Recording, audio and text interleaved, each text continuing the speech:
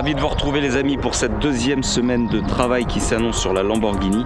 On est aujourd'hui lundi, j'ai passé un bon week-end de repos, j'ai décidé de ne pas travailler ce week-end. Moi aujourd'hui mon travail va consister à nettoyer les parties du châssis. Donc vous allez voir que le châssis n'est pas conventionnel, c'est un espèce d'isolant en feutrine très fine à nettoyer, c'est pas facile. Quelques retouches sur les jantes avant de les remonter ce soir avec Anthony, donc on retrouvera Anthony tout à l'heure. Je vais aussi traiter les grilles que j'ai démontées, celles qui sont en plastique et celles qui sont métalliques, je vais les traiter en céramique. J'ai encore pas mal de petits détails en polissage, notamment au niveau des entrées de port, les tranches de porte, des choses comme ça, avant de pouvoir passer le tout en céramique. Donc mine de rien, une journée pas mal chargée. Et voilà les grilles, rappelez-vous les amis, donc il y en a en partie métallique, celles-ci qui sont donc sur le plan horizontal, et celles qui sont en l'air, là ce sont les deux éléments en plastique. Ils sont vraiment pas jojo, il y a des traces d'eau partout, des traces de polish à l'époque. Bref, bon, faut nettoyer toutes les alvéoles et faut les traiter. J'ai fait le travail sur celle-ci. Regardez déjà la différence qu'on obtient entre la partie traitée repigmentée et la partie brute. Là, si je les mets vraiment l'une en face de l'autre, regardez. Hop. On voit nettement que le noir ressort beaucoup plus profond, beaucoup plus intense, c'est beaucoup plus joli. Donc je vais partir là-dessus. Alors qu'est-ce que j'ai mis sur cette grille là? J'ai mis un traitement céramique, donc un RIMS, un traitement céramique qui à la base est fait pour les échappements, les roues et autres matériaux soumis aux hautes températures. J'en ai profité, c'est une partie métallique, elle peut être aussi soumise à des températures élevées, donc j'ai utiliser ce traitement céramique là. En revanche, sur les deux grilles en plastique, là je vais utiliser un Restorer, donc spécifique, beaucoup plus souple, beaucoup plus flex, puisque les grilles sont beaucoup plus modelables. Donc je vais partir plus sur un repigmentant pour matériaux plastiques.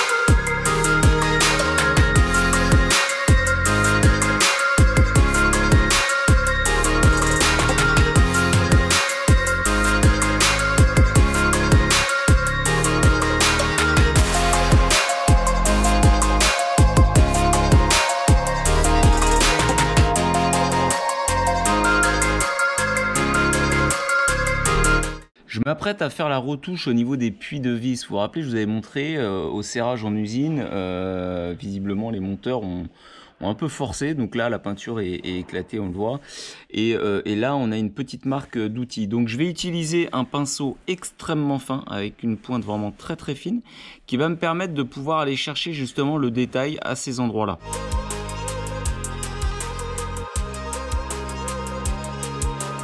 Autre chose, je m'apprête donc à reposer les monogrammes latéraux. Donc j'ai replacé le patron qu'on avait créé avec Grégory, vous vous rappelez. Donc de manière à ce que je sois vraiment raccord sur le bas et sur l'arrondi de forme là, du boomerang.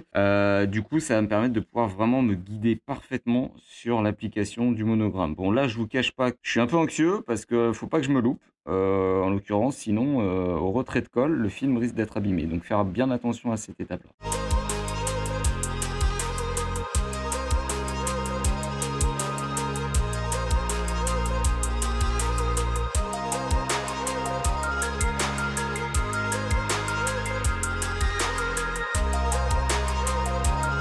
Bon les amis, je vous présente la bête, le fameux V12, celui qui chante, qui fait rêver, qui fait tourner les têtes, et c'est une pièce qu'on ne verra maintenant malheureusement plus, je pense. Aujourd'hui, ce que je vais faire, alors vous voyez, j'ai démonté en fait le cache arrière avec la grille nid d'abeille, puisque en dessous, il y avait pas mal de zones qui étaient pas belles, qui étaient un petit peu marquées par le calcaire. Il y avait pas mal de poussière. Vous voyez ici, on voit encore des poussières de polish partout au niveau des jointures, tout ça. Donc ça va pas. Donc je vais nettoyer tout ça. J'en profite. Le capot est démonté. Comme ça, j'ai un accès beaucoup plus maîtrisé. Et là, je vous cache pas qu'il y a quand même pas mal de boulot parce que la pièce est immense. Alors ok, le moteur est neuf, mais il faut tout traiter. Il faut tout traiter, chaque partie en plastique, métallique, les durites, les joints, tout. Il faut tout traiter.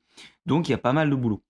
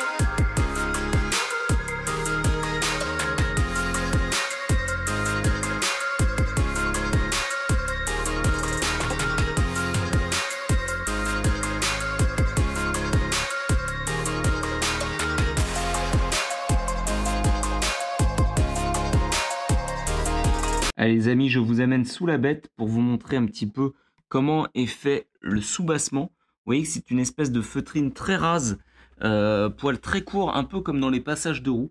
Donc là, il va falloir que je nettoie tout en fait avec un APC, un All Purpose Cleaner, un nettoyant tout usage. Avec une dilution indice, ça devrait suffire. Brosser également un petit peu les surfaces qui sont plus marquées. On a une partie donc métallique et peinte, donc ça, je vais le nettoyer, le polir et le traiter en céramique, bien entendu. On aperçoit au passage le châssis en carbone, c'est assez impressionnant. Derrière, les copes, pareil, traités en céramique. Là, on va se retrouver à l'avant encore avec cette partie donc en feutrine, on va dire. Donc là, un gros nettoyage suffira largement, voire même peut-être une petite imperméabilisation. Mais globalement, ça devrait largement suffire.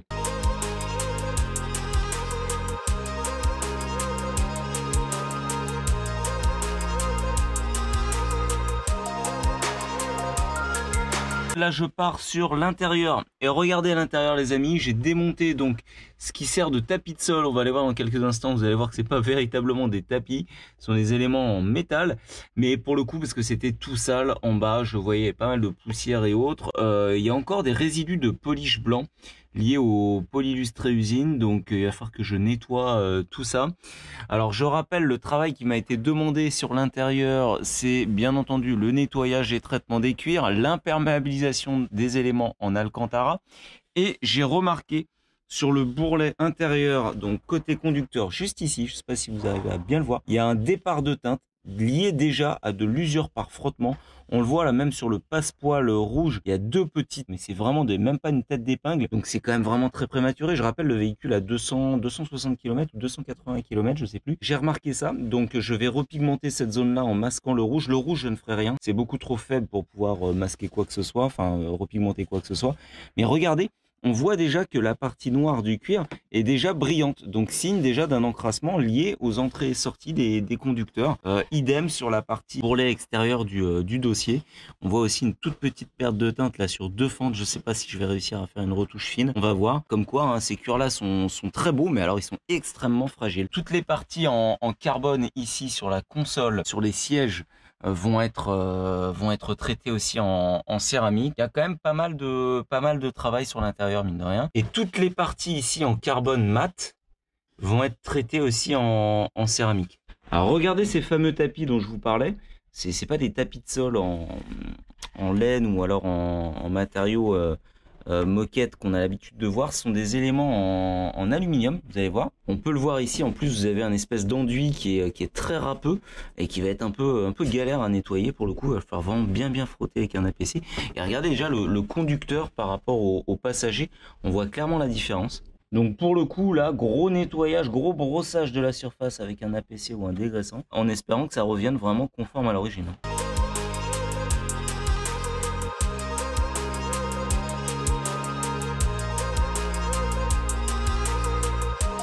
Bon les amis, obligé finalement de démonter le pare-choc arrière complet. Je vous explique pourquoi.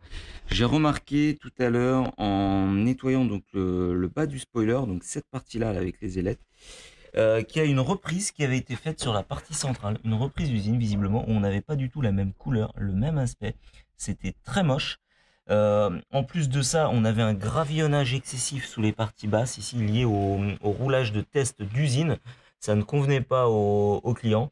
Bah écoutez, le client est roi, hein, donc j'ai missionné deux gars de chez Manu, mon carrossier peintre, carrosserie Carambellec, pour démonter l'intégralité, puisqu'on ne peut pas démonter juste le spoiler bas.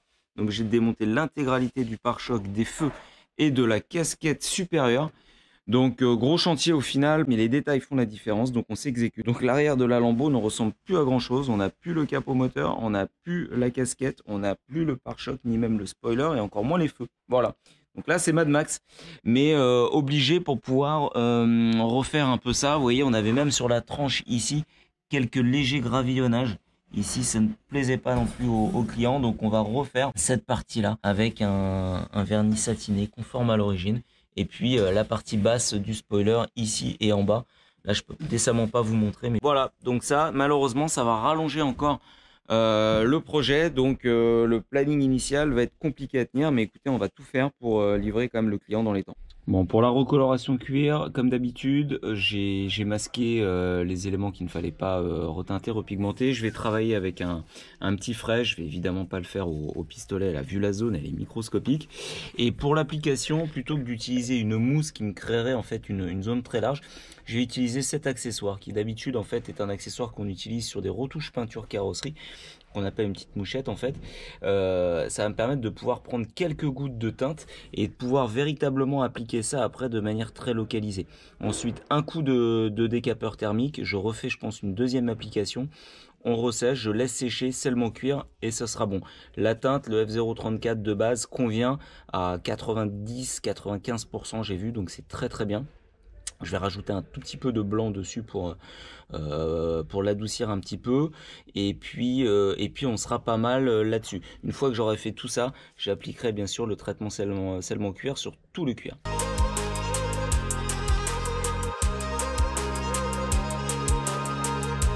Je suis pas forcément très satisfait, c'est mieux, mais c'est pas parfait. J'arrive pas à faire prendre la teinte, la zone elle est vraiment trop petite, le fresh ne prend pas, donc je vais voir avec le client ce qu'il veut faire par la suite. Je voulais vous parler sinon du reste, à savoir donc les protections que je vais appliquer sur la partie mat, tout le cockpit, sur le carbone mat. Je vais utiliser donc cette céramique là spécifique pour les parties mat, et le laser shield en fait va me permettre de traiter justement les parties fortement sollicitées du cuir, pour limiter au maximum l'abrasion de surface et éviter justement ce qui s'est passé avec ce bourrelet là, à savoir la perte de teinte. Voilà, donc je vais utiliser ces deux céramiques là sur ces parties là.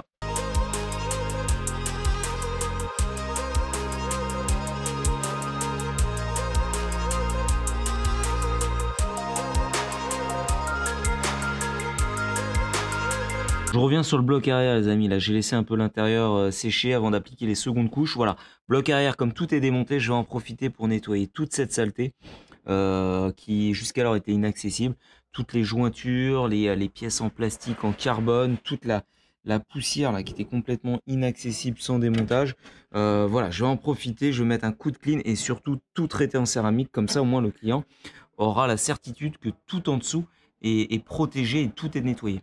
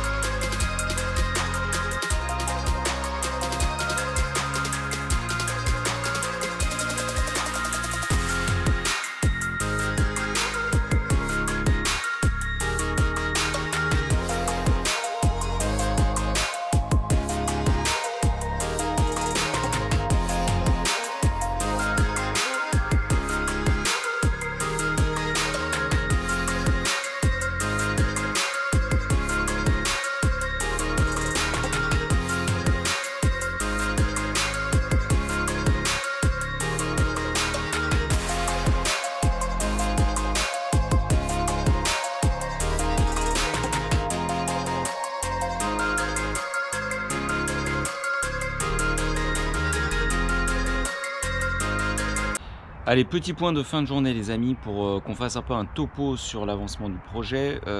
Grosse journée encore une fois, démontage comme vous l'avez vu du pare-choc, enfin du bloc arrière hein, pour démonter le diffuseur, pas le choix, fallait tout déposer.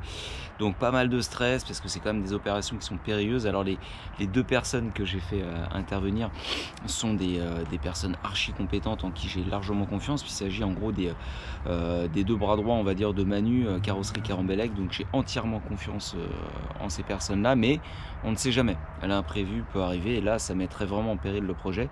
Du reste, là, même tous ces impondérables, c'est-à-dire le capot moteur où il y avait une petite retouche à faire parce qu'encore une fois, en usine, il s'était planté sur un raccord.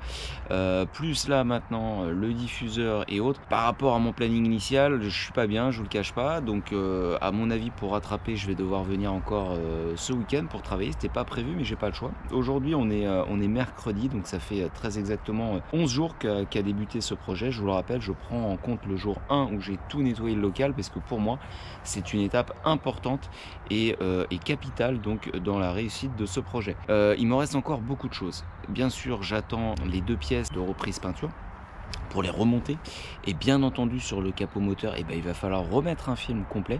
Donc pour le coup 3e mise en place de film, rappelez-vous le premier ne me plaisait pas puisque je n'avais pas les wrap edge qui avaient été tirés et je l'avais demandé, donc on a remis une 2e fois, la pose était très bonne et là dépose complète pour pouvoir reprendre. Donc du coup on va devoir réappliquer avec Philippe une 3e fois le PPF sur cet élément là. Ce sera ensuite à mettre tous les coatings extérieurs, donc les couches de céramique sur les parties filmées et les parties non filmées. Il me restera à peaufiner les jantes, à les remonter avec Anthony. J'ai dû décaler encore une fois sa venue du souci sur le diffuseur. Voilà, encore des finitions sur le moteur. Bref les amis, je suis pas encore rendu et puis d'un point de vue personnel, ouais, ce projet est éreintant. Mentalement, physiquement j'ai pris un coup. Puis même moralement, honnêtement, faut quand même avoir un sacré mental pour aller au bout du truc, puisque le client pousse derrière avec une exigence qui est vraiment hors norme. Vous savez que je suis extrêmement exigeant sur mes projets, j'ai un niveau de détail qui est très poussé, mais là je pense avoir trouvé la personne qui arrive encore à repousser la barrière. Donc c'est bien, mais en même temps je peux vous garantir que c'est très très dur moralement de tenir la barre toujours au top niveau sur des périodes aussi longues et sur des projets vraiment aussi pointu en termes de détails. Je vais tenir de toute façon le rythme, je n'ai pas le choix. Je vous dis, il me reste encore à peu près 4 jours au minimum de travail dessus. Ouais, jeudi, vendredi, samedi, dimanche dessus. Lundi, en fin de journée, enfin vers 16h, le client doit récupérer la voiture.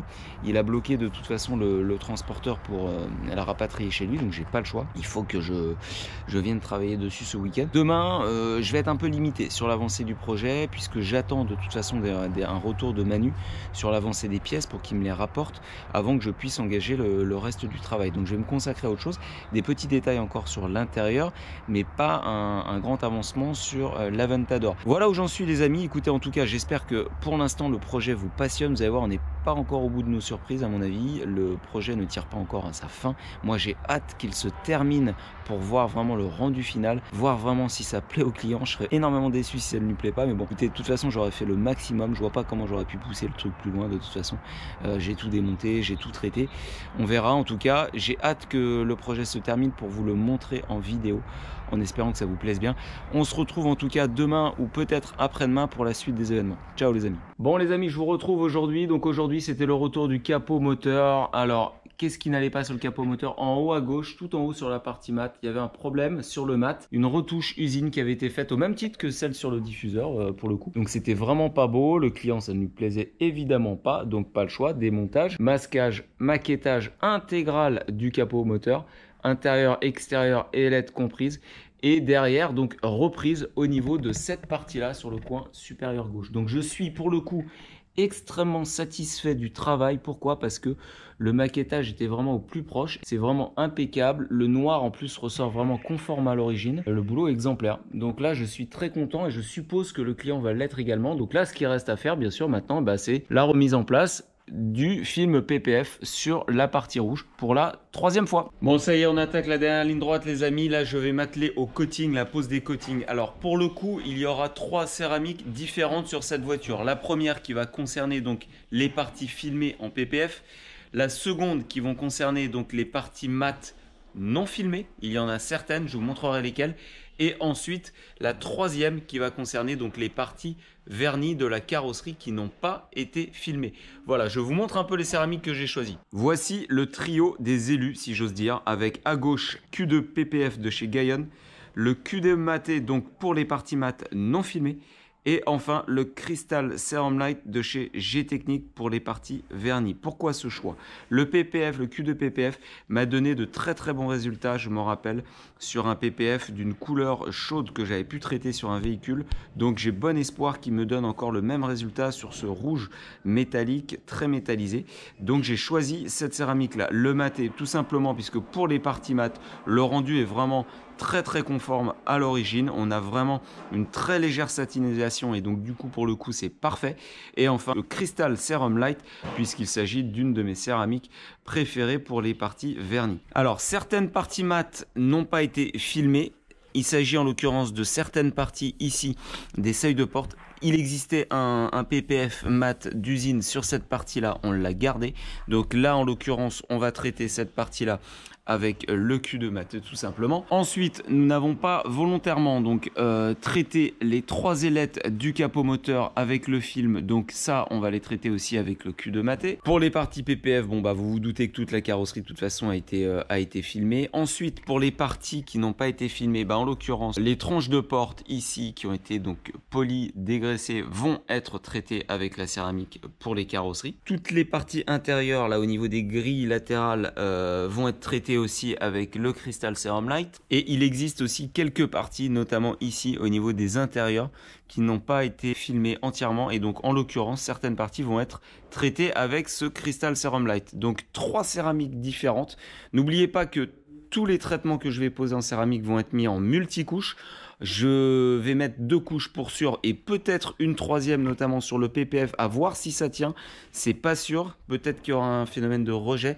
Donc du coup, je vais voir un petit peu. Donc c'est une grosse journée de pause aujourd'hui. Alors vous avez pu le remarquer, il me reste encore à recevoir de Manu le diffuseur, le pare-choc pour le remontage. Donc il me restera encore des pièces à traiter. Les feux, la lame rouge ici à l'arrière sera aussi à traiter en céramique. Le diffuseur, une fois que ça va m'être retourné. Mais là, je suis obligé d'accélérer pour tenir les temps au niveau du planning. Donc il faut que j'avance et il faut que je commence à poser les coatings sur la carrosserie. Allez, on commence par le dégraissage.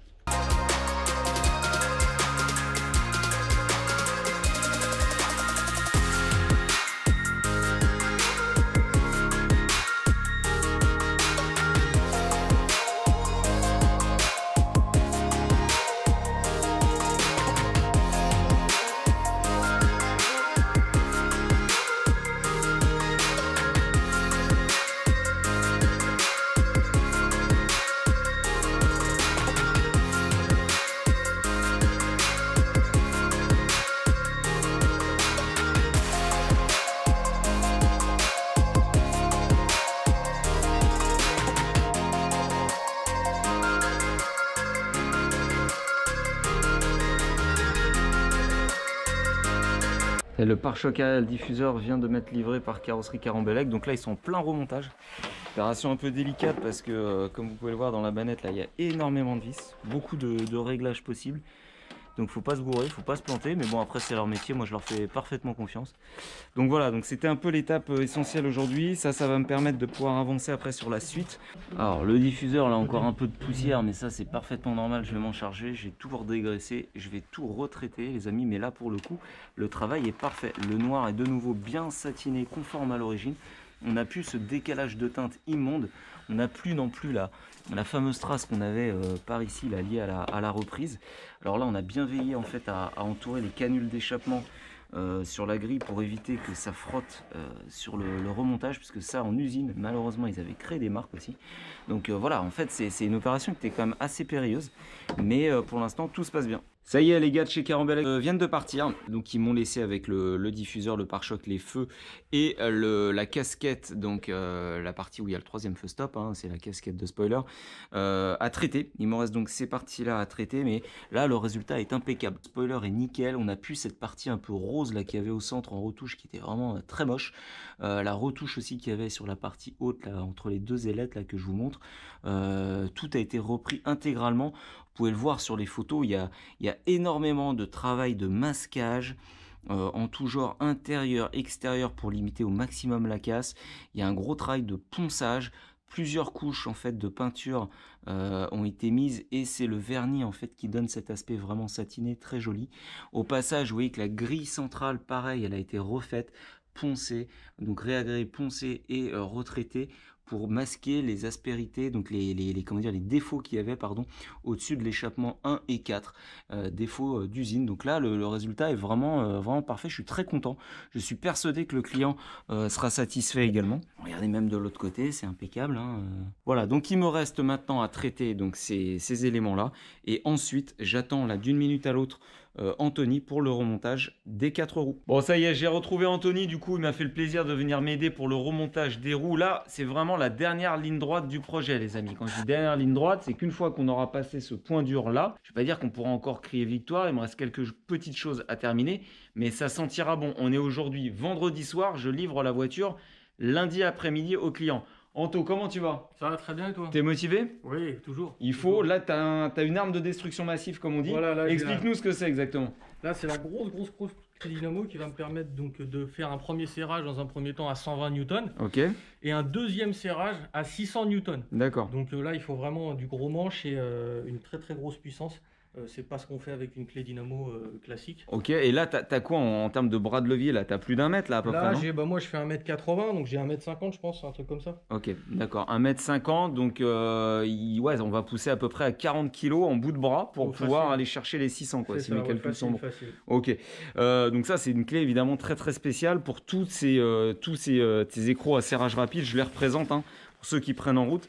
Dès que vous avez ce qu'on appelle un center lock, donc un écrou à serrage rapide comme celui-ci, pas le choix, il vous faut ce type d'accessoire pour pouvoir aller les serrer au couple. Donc là, on va y aller avec Anto. On va vous expliquer un petit peu après les choses à faire, notamment au niveau du graissage, ce qu'il n'y avait pas de base chez Lamborghini et ce qui est pourtant très important. Très important. On va s'appliquer à faire les choses vraiment bien comme il faut. Vous allez nous suivre en détail. Et ensuite, malheureusement, on n'est que 2 aujourd'hui, on n'est pas 3. Comme on va devoir remonter avec la plus grande attention et implication qu'il faut les roues, on se retrouvera à la fin du remontage pour faire un petit bilan sur le remontage des roues. Bon, alors Anto, je trouvais intéressant qu'on explique un peu aux personnes qui me suivent l'intérêt de ce système de verrouillage qui est quand même assez basique mais aussi à la fois complexe. Vas-y, fais-nous un brief. Alors, le principe, il est très simple. Lorsque je serre ma roue, j'ai cette petite cannelure qui vient rentrer dans le moyeu et qui va ressortir après. Une fois qu'elle va ressortir, elle va venir se remettre dans la cannelure de mon écrou central et ça va m'empêcher de, s'il y a un desserrage, de perdre cet écrou central puisqu'on n'en a qu'un. Donc, je vais vous faire une petite démonstration. Je le serre. Jusqu'ici, je peux toujours le desserrer puisqu'il n'est pas rentré. Arrivé à un certain moment, voilà, là je bloque. Si je rentre, je peux toujours serrer ma roue et la desserrer. Si en revanche, voilà, je suis bloqué dans la cannelure, je ne peux plus revenir en arrière. Donc c'est donc une sécurité. C'est une sécurité anti-dévissement. D'où l'intérêt de mettre de la graisse sur cette cannelure. Pourquoi?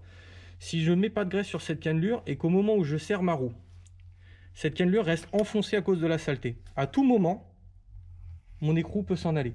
Si je mets de la graisse et qu'il reprend sa position correctement, ma pièce ne peut pas se dévisser toute seule. Ok. Donc ça, c'est vraiment un système qui est utile notamment en compétition, voilà, lorsqu'ils utilisent leurs pétards et autres pour aller serrer rapidement. Il y a aussi justement une sécurité pour leur dire stop, on arrête. Voilà, là, on est en position serrée. Quand ils arrivent au bout, clac, ils sentent que ça s'arrête, ils arrêtent le serrage, la pièce est serrée. Si jamais, pour X raison, la pièce venait à se desserrer, il y a toujours la sécurité qui est présente au moyeu pour justement ne pas perdre la roue, vu qu'on n'a qu'un seul écrou comparé à d'autres voitures. Ok, c'est très clair. Bon, allez, on passe au remontage, Anto. Allez, on est parti sur la graisse, là, Anto, graisse au cuivre. Voilà, graisse au cuivre que je vais mettre dans les petites cannelures. Pour ceux qui ont vu la vidéo, ils ont bien vu que j'avais fait la même chose sur la GT3 RS. Exactement. Pareil, pour bien m'assurer du coulissement. Donc je vais faire ça sur les 4. Bien sûr, après on va nettoyer proprement. Hop. Et ensuite, une autre partie que je fais ici. Un petit cordon. Voilà, un petit cordon. Pourquoi? C'est la partie qui va venir se plaquer sur la jante et ça évitera l'humidité de se mettre dessus et d'avoir du dépôt un peu calcaireux dessus.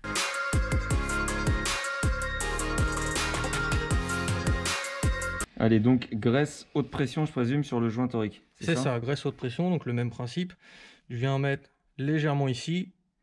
Ça va me permettre de pouvoir bien placer mon écrou, de pouvoir serrer mon premier pré-serrage à 120 et mon deuxième à 600 en étant sûr que celui-ci glisse bien et qu'il ne vient pas se coincer et me fausser mon serrage. Voilà, c'est ça qui est important, c'est qu'en fait, quand on a desserré, vous vous rappelez, on a eu une peine de tous les diables à desserrer l'écrou. Pourquoi? Parce que comme on était à sec, la valeur de consigne de 600, forcément, elle était faussée. On était peut-être à 700, 750 parce qu'on n'était pas, on était déjà en contrainte en fait, quoi. Donc pour aller chercher les 600, il fallait serrer beaucoup plus fort. Et là, on n'aura plus ce problème en fait. Donc là, pas besoin d'en mettre une tonne, c'est vraiment juste pour lubrifier le joint. Ok, ensuite, bien entendu, les gars, on va refaire un petit coup de nettoyage sur les parties rouges. Soyez rassurés là-dessus. Mais ça, c'est absolument important et déterminant pour le bon remontage des centerlocks. Alors, dernier point sur les lubrifications. Là, on va mettre encore un tout petit peu de graisse juste sur le premier filet du centerlock, là. Ensuite, bien sûr, la graisse, elle va glisser sur tout le reste du filetage, puisque rappelez-vous, quand on avait desserré l'écrou, c'était une catastrophe. On avait un couinement de tous les diables, et ça, c'est pas bon non plus. Donc du coup, là, Anthony est en train de remettre juste un tout petit cordon de graisse au cuivre sur le premier filetage du centerlock. Premier pré-serrage, donc, on serre. Voilà, là, je le serre, c'est un placement. Le serrage, il se fera au sol, mais là, je viens placer mon joint. Voilà, là je vois que je suis embuté, je refais un petit tour en arrière pour pour être sûr qu'on n'a pas de faussement au niveau du joint, ouais, c'est ça. Voilà. Faut pas qu'il soit pincé en fait, quoi. Et là, je suis ok.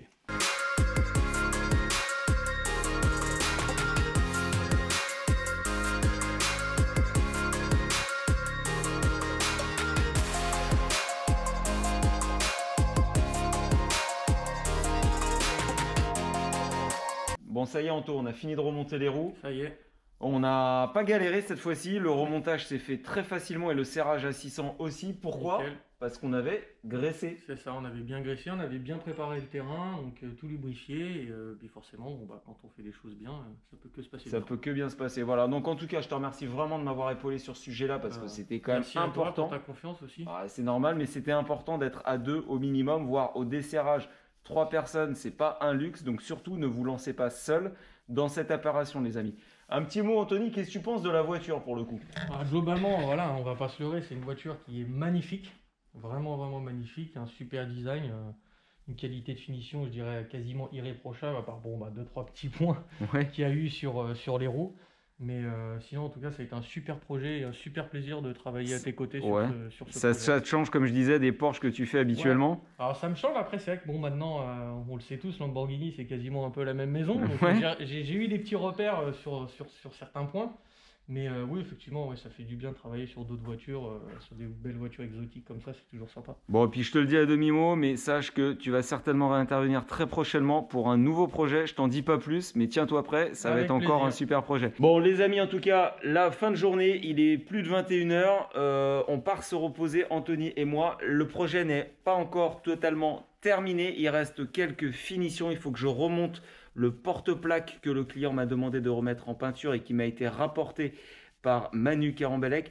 Il faut que je remonte ça, que je monte après les plaques, que je fasse quelques finitions intérieures et extérieures, notamment les couches de céramique sur la casquette d'aileron, sur les feux et traiter aussi le diffuseur. Je vous le dis, on vient de le remonter, donc il faut les traiter. Et ensuite, enfin, le projet sera terminé. Donc surtout, restez connectés.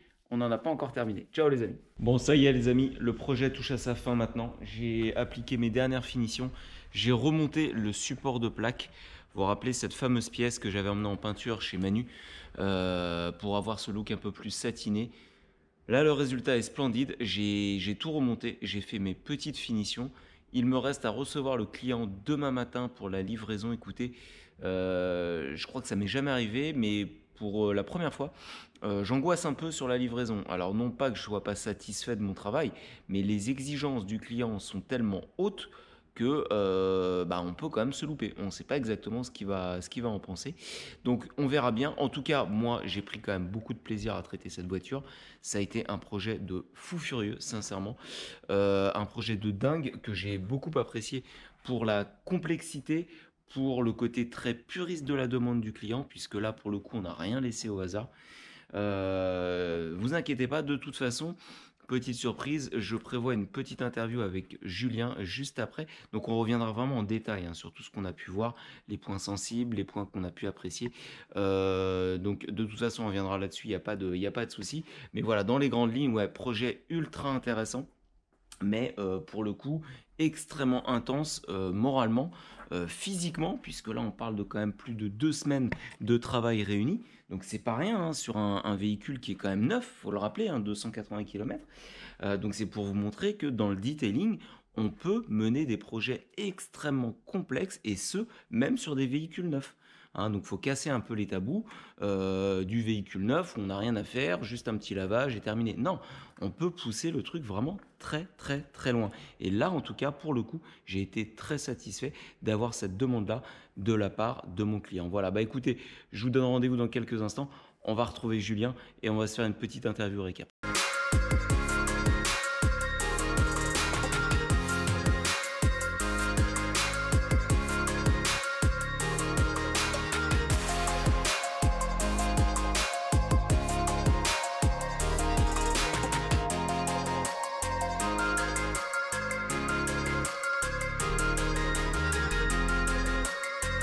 Donc du coup on se retrouve en fin de vidéo, je vais faire une petite interview avec Olivier qui a fait cette réalisation, ce projet. Est-ce que tu peux nous en dire un petit peu plus du coup? J'avais une question pour toi déjà. Pourquoi as-tu accepté ce projet aussi fou, quoi, aussi dingue? Aussi dingue, ouais, aussi dingue. Alors, en fait, ce projet-là, il a été motivé par mon client il y a à peu près 6 mois de ça. Il m'a contacté par mail au tout début et ça a éveillé ma curiosité parce qu'il m'a parlé justement d'un projet d'une voiture qui roulerait jamais. Et il m'a dit: Monsieur Lamy, j'ai absolument besoin de vous, ce projet-là me tient à cœur. J'ai acquis une voiture très exclusive et j'ai besoin de vous pour quelque chose qui, à mon avis, sera complètement nouveau, que vous n'avez jamais fait. Alors bon, je me suis dit: ok, on va voir ça. Et il m'a donné rendez-vous sur Paris puisque la voiture ne roulait pas pour voir si, ce qu'on pouvait faire. D'accord. Il m'a expliqué son besoin. Au début, j'ai cru vraiment que c'était une blague. J'y croyais pas parce que je me suis dit: c'est pas possible, une voiture qui roule pas. Bon, je pensais que c'était un peu un abus de langage. Et en réalité, non, la voiture ne roulera pas. Elle sera basée dans son salon. Il m'a expliqué un peu tout ça. Il m'a dit ce qu'il voulait faire, là où il voulait me missionner. Et j'ai trouvé ça intéressant. J'ai trouvé ça intéressant de l'approche vraiment jusqu'au boutiste en fait du client. Ouais, bien sûr. Donc j'ai décidé de partir là-dessus en fait, quoi. Du coup, ce projet, ça représente quoi exactement pour toi? Alors, ça représente plusieurs choses. Ça représente un point un peu charnière dans ma carrière, dans le sens où, tu sais, j'ai fait beaucoup de voitures, plusieurs centaines de voitures déjà traitées. Ce que je recherche aujourd'hui maintenant, c'est vraiment des projets qui me sortent un peu de ma routine. Qui me permettent de voir autre chose, et en l'occurrence là, ce projet-là sur l'Aventador, c'était l'occasion pour moi d'aller encore plus loin, de tester des choses que je n'avais pas forcément encore faites, vraiment pousser le détail au maximum. Tu vois, c'est vraiment pour moi là l'apogée, on va dire, du detailing. Ouais, tu peux pas aller plus loin, je pense, dans une préparation VN, c'est pas possible, ou alors il faudrait désosser complètement la voiture. Et c'est ça un peu que je recherchais, et c'est ce que représente en fait ce projet-là. C'est un peu comme un aboutissement, ouais, on va dire. Pour autant, ça a été quand même pas mal de stress, je te le cache pas. 2 semaines, plus de 2 semaines de travail acharné. Compliqué, dur moralement, dur physiquement, mais écoute, je suis content de l'avoir fait en tout cas. Je dis pas que j'en ferai des tas comme ça à chaque fois, parce que je te dis, c'est énormément d'enjeux, mais pour le coup, ouais, énormément de plaisir quand même. Et est-ce qu'à un moment, est-ce qu'il y a une certaine période de ta réalisation, tu as eu des doutes? Des doutes, ouais, j'en ai eu. J'en ai eu, tu le sais, en plus, à un moment, il y a eu des grosses remises en question sur même la viabilité du projet. Quand je me suis rendu compte que Lamborghini, au-delà même du standing, on va dire, de la marque que tout le monde connaît, eux aussi ont des défauts directement usine de préparation avec des choses qui n'allaient pas. Et je savais de toute façon que ce serait rebutant pour le client et qu'il fallait repasser en peinture. C'est la raison pour laquelle laquelle j'ai missionné en fait Manu, Carrosserie Carambellec, pour remettre en peinture le capot moteur et le diffuseur, et donc un démontage complet, un désossage complet de la voiture avec toutes les contraintes que ça peut induire. Alors j'avais confiance quand même en Manu, je connais la qualité de son travail. Mais là, on parle quand même, là, on parle quand même d'une grosse dose de stress parce que, comme tu le savais, j'avais tout planifié, jour par jour. Je l'ai vraiment pris en mode projet, cette réalisation-là. Et du coup, je savais qu'à un moment, s'il y avait un décalage, bah, ça pouvait remettre en cause complètement le projet. Donc ça a été un gros moment de doute, mais bon, ça fait partie du jeu, quoi. D'une manière générale, qu'est-ce qui a été le plus dur sur ce projet? Alors ça, c'est une bonne question. Je dirais qu'en fait, il n'y a pas eu une seule chose plus dure, mais deux choses plus dures. La première, c'est de garder en fait un niveau d'excellence continu pendant ces 16 jours. Vraiment. C'est-à-dire que, bon, je suis connu pour être vraiment très exigeant sur ma réalisation, mais là, il fallait encore que je repousse la limite. Tu vois. Donc, tu es en sur-régime, mais tu dois être en sur-régime sur 16 jours. Tout le temps. Donc ça, c'est très très très compliqué.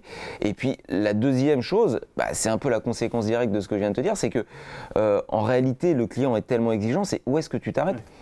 Tu ne sais pas où tu t'arrêtes. C'est-à-dire que quand tu vas démonter un passage de roue, une joue de roue, derrière ça se voit pas, mais on nettoie pas, où est-ce qu'il veut, on traite ou on traite pas. Et combien de couches? Une couche, deux couches, trois couches, 10 couches. Tu sais pas où tu t'arrêtes en fait. Le client est prêt à aller très très loin. Il est prêt à aller, même financièrement, c'est pas un souci. Il veut que sa voiture soit exemplaire. Il veut qu'elle soit au-delà même d'une préparation, on va dire, parfaite. Et c'est là où c'est très compliqué, en fait, quoi. Donc voilà, fallait réussir à trouver quand même une juste balance, tout en gardant un niveau d'excellence. Ça, c'est compliqué. Ouais, du coup, ça doit être vraiment un réel plaisir pour toi de traiter, enfin, un projet comme ça où ta carte blanche à 100%, tu peux faire ce que tu veux. Ouais. Si, quand même, ça, oui, je vais pas te mentir, c'est plaisant de se dire que sur un projet, t'es pas limité ni dans le temps, même si je m'étais quand même donné 16 jours. Je pensais être large et en fait, j'ai été juste, enfin, j'étais pile poil. Et puis financièrement, t'as pas de souci. Je pouvais à tout moment appeler le client et dire, bon, bah voilà, par exemple, là, j'ai découvert autre chose. Je pense qu'on peut aller un peu plus loin et tout. Il m'aurait dit, ok, Olivier, y a pas de problème, on y va. Donc, là-dessus, c'est plaisant parce que tu es quand même assez large, d'accord? Mais comme je te le disais tout à l'heure, juste, c'est que tu as énormément d'enjeux. Ouais. La voiture, c'est largement le prix de ta maison, tu as énormément de pression, tu te loupes sur un élément, tu dois le changer de ta poche. Ça te coûte une bonne partie de ta réalisation. Donc c'est très plaisant de travailler sur des voitures comme ça, des hypercars, ultra sportives, ultra rares, avec une configuration superbe en plus. Avoir des projets très poussés, pour un detailer, c'est le rêve, c'est sûr. On rêverait tous d'avoir une fois ça dans sa vie. Mais tu as quand même ce stress-là. Ouais. Donc tu peux pas vraiment t'épanouir à 100%. C'est pas ta voiture. Hein.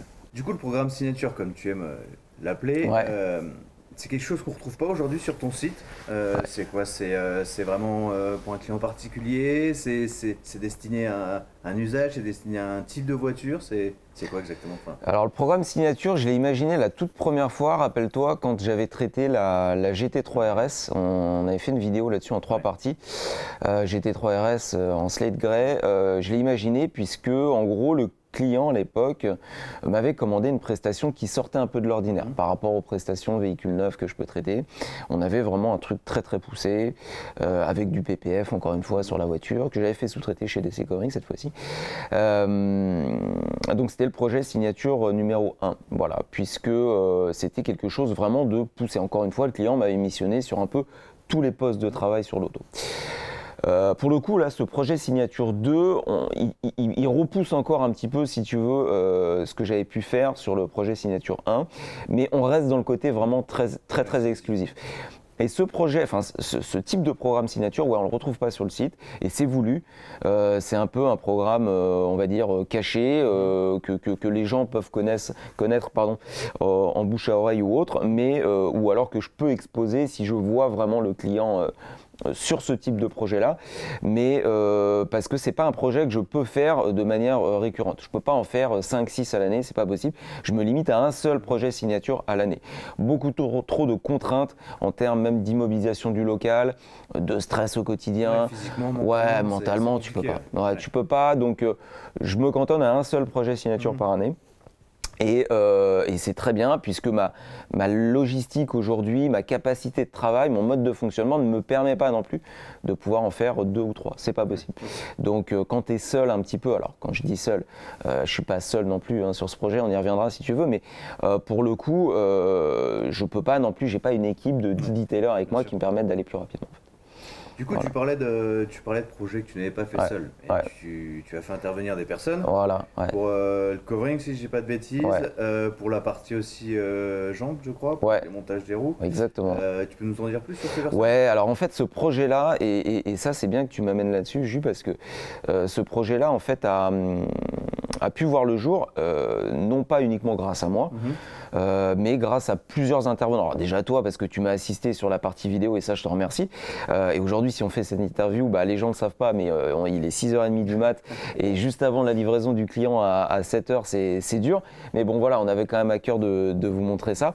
Donc, Juju, ici présent, donc, a pu m'assister sur la partie vidéo, et ça c'est extrêmement important parce que j'ai pas le temps de pouvoir faire et vous filmer ça aussi en continu, donc c'était important aussi de t'avoir à mes côtés à ce niveau-là. Première chose. Deuxième chose, oui, Anthony qu'on a vu sur la partie roue, qui m'a aidé, donc RSO Motorsport, tu le sais, le plus grand spécialiste Porsche d'Île-de-France, qui m'avait aidé déjà sur la GT3 RS et qui m'a fait le plaisir de revenir cette fois-ci sur la Lambo, un mec en or, super, ultra disponible. Et puis alors c'est ce gars-là, il est tellement technique, c'est toujours un plaisir de le voir à l'ouvrage, donc moi j'aime beaucoup ce gars-là. Bien sûr Grégory et Philippe qu'on a vu sur la partie PPF, qui sont mes acolytes de toujours, qui m'accompagnent au quotidien sur d'autres projets PPF aussi, pas forcément aussi poussés. Mais c'est vraiment 2 personnes de confiance avec énormément d'expérience, tant dans le covering que le PPF, et surtout sur le PPF. Donc des gars vraiment sur lesquels je peux me reposer sur des projets très très techniques. Et Dieu sait qu'en PPF, cette voiture-là, elle a été technique. Je pense à Greg qui a galéré sur les contreportes en carbone, Philippe sur le pare-choc qu'on a refait 2 fois, le capot moteur qu'on a refait 3 fois. Enfin, ça a été vraiment une galère. Je pense à ceux-là, à qui je dois remercier aussi. Je dois remercier aussi, comment il s'appelle, Tristan, mon fournisseur de films, qui a été dispo, qui a réussi à me trouver le kit, me l'adapter, me le rendre un peu sur mesure sur certaines pièces. Je voulais qu'il y ait tous les rembords possibles, tu vois, pour que ça se voit le moins. Donc quelqu'un qui a été vraiment disponible au quotidien. Énormément de personnes aussi qu'on voit pas forcément, mais qui ont rendu ce projet-là possible. Je pense par exemple à Lamborghini Paris. Je les ai appelés avec mon contact Michael, le chef d'atelier, pour avoir quelques petites précisions sur les points de levage exacts, tu vois, sur du levage vraiment sur du très long terme, pas juste sur de l'intervention rapide. Donc voilà, j'étais en contact avec eux. Pas tous les jours, mais pas loin. Manu, carrosserie Carambellec, qui a fait un super boulot sur les pièces, et Dieu sait que c'était galère, tant en termes de masquage, pareil, il fallait pas qu'il se loupe, le noir satiné. C'est une horreur à traiter, donc là-dessus j'étais très content. Puis remonter un pare-choc, tu sais qu'il y a toujours des risques et autres, donc là-dessus les gars, que ce soit Jean ou Nico, ces mecs, ils ont été vraiment top. Plein de gens comme ça, je pense à Tom qui m'a amené les kits le matin, même Gaëtan qui est venu le soir m'aider aussi avec Anthony à démonter les roues. Voilà, c'est une équipe. En fait, c'est une équipe, et j'en oublie peut-être encore, c'est sûr, mais c'est une équipe. Ce projet-là, il n'aurait vraiment pas pu se faire si à un instant T, il y avait un des intervenants qui n'était pas là, qui n'aurait pas donné à 150% de ses capacités. Donc ouais, là-dessus, en tout cas, merci à tout le monde, quoi. Du coup, à l'instant, tu parlais de PPF. On voit de plus en plus faire ce type de traitement. D'après toi, c'est quoi? C'est l'avenir? C'est quoi? C'est la prochaine étape pour Olivier Lamy? Ouais, alors, ce ne sera pas la prochaine étape, mais ça sera, de toute façon, ça me suivra. C'est-à-dire que je vais développer cette partie-là, j'y crois. J'y crois énormément. J'ai vu ce en quoi était capable le film et ce que ne permettent pas les traitements chimiques classiques comme les céramiques et autres. Forcément, ce sont deux types de protection différents et qui sont complémentaires. Donc oui, on va me voir encore là-dessus énormément, et ça me permet aussi de pouvoir te le dire, mais bon, tu le sais déjà, et de vous dire que je vais développer donc un autre local avec cette activité-là vraiment à part entière. Traitement véhicule neuf, sur des traitements céramiques simples, si j'ose dire, mais aussi sur de la partie PPF, dédié véritablement ce local et une équipe sur cette partie-là, parce que beaucoup de demandes, et puis parce que véritablement quand on a un véhicule neuf, que ce soit une Aventador ou que ce soit même un véhicule plus modeste, on va dire, c'est quand même intéressant de protéger au moins la face avant pour le gravillonnage, les rayures, les choses comme ça. C'est quand même la sérénité, c'est une tranquillité. Donc ouais, moi en tout cas là-dessus, c'est sûr que je vais développer cette partie-là. Ouais. Bon, en tout cas, merci à toi d'avoir répondu à mes questions. Bah non, mais merci à toi d'avoir accepté cette interview un peu trop matinale, je pense en tout cas. Je voulais juste terminer aussi pour remercier le client. Je sais qu'il va forcément voir cette vidéo parce que ça, je ne l'ai pas fait tout à l'heure dans la phase remerciement. Évidemment, s'il ne m'avait pas permis de travailler sur ce véhicule-là, bah, on n'en serait pas là aujourd'hui. On n'aurait pas fait cette interview, on n'aurait pas fait 16 jours de travail sur la voiture. Je ne sais pas si un jour j'aurai encore l'occasion de travailler sur un tel projet aussi poussé. Mais ouais, merci à lui en tout cas de sa confiance pendant tout le projet parce qu'il était à l'étranger, donc tous les jours on était en contact, c'était pas facile mais bon je l'ai tenu à jour, on a échangé énormément, merci de m'avoir confié son bébé et puis bah, merci à vous. Merci à vous parce que là du coup bah, ça fait, je sais pas, on n'a pas encore fait le montage avec Juju mais il y a au moins 300 roches à trier donc ça va faire au moins je pense 3 ou 4 épisodes. Ouais. Voilà, donc merci à vous d'avoir été fidèles sur ce projet-là. En tout cas, on va se retrouver très très vite sur de nouveaux projets. Alors certes moins complets, mais toujours aussi intéressants d'un point de vue detailing, rassurez-vous. D'autres voitures, d'autres problématiques à résoudre et toujours la même passion. Alors ciao les amis, à très vite. Merci mon Juju. Bah, merci à toi. À plus, ciao ciao.